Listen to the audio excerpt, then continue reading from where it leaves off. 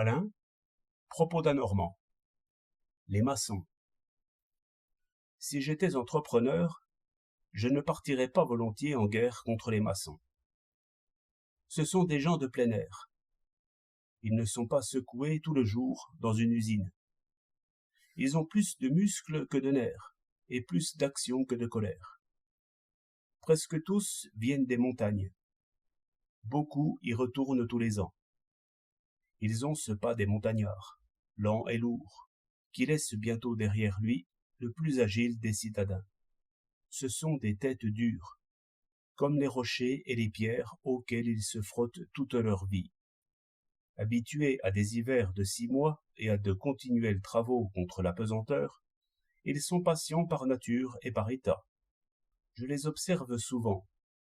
Ils ont une allure comme s'ils flânaient en travaillant, et l'air de dire à tous ceux qui se pressent, au watman qui fait de la vitesse, à l'employé qui saute le ruisseau en grignotant un croissant d'un sou, l'air de dire que le temps est la chose la moins chère du monde. Les pyramides et les ponts romains furent construits de ce train-là. L'art du maçon n'a guère changé depuis 20 siècles. Ils en sont toujours à tourner autour d'une grosse pierre, qui monte d'1 centimètre par minute.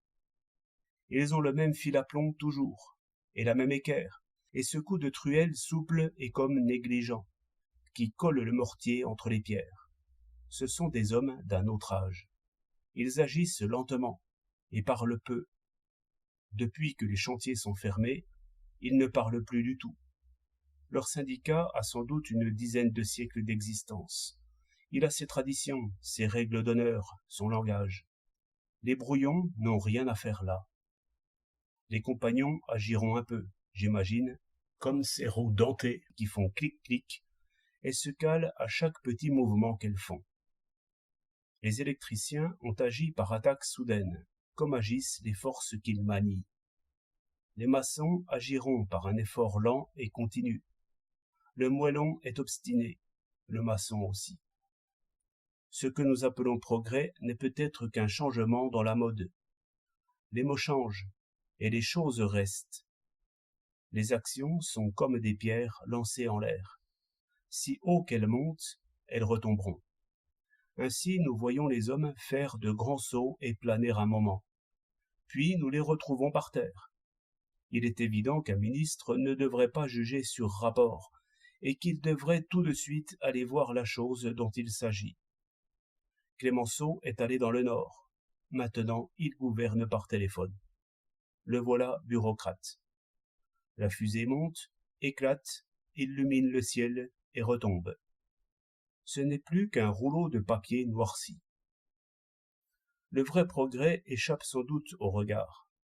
Il faudrait, comme pour la maison qu'on bâtit, être quelque temps sans passer par là.